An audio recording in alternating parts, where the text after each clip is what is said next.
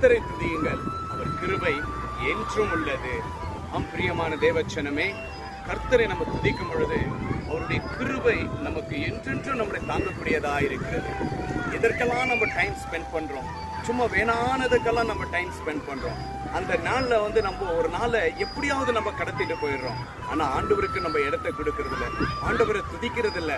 இன்னைக்கு எத்தனை பேருடைய வாழ்க்கையில துதி இல்லாம, ஆண்டவருக்கு ஒரு ஸ்தோத்திரம் சொல்லாம, ஒரு நல்ல தேவ பிள்ளைகள், தேவ மேல ஒரு விசுவாசத்துல இருக்கிற தேவ பிள்ளைகளுக்கே இன்னைக்கு ஆண்டவரை துதிப்பதற்கு நேரம் இல்லை. காரணம், அநேக மொபைல், உலகத்துடைய காரியங்கள், சந்தோஷம், இப்படிப்பட்ட உலகத்துடைய சந்தோஷத்துல போறோம். ஆனா அது எல்லாமே நமக்கு நிரந்தரமானமா இருக்கிறது கிடையாது. ஆனா ஆண்டவராகிய ரட்சகர் இயேசு கிறிஸ்துவை நம்ம துதிக்கும் பொழுது அவருடைய கிருபை நம்மளை சூழ்ந்து கொள்ளும். தாவீது அப்படிதான் எல்லா சூழ்நிலையிலும் அவர் துதிப்பாரு, ஸ்தோத்திரிப்பாரு. அப்போ தேவன் தாவீதுக்கு ஒரு துணையாய்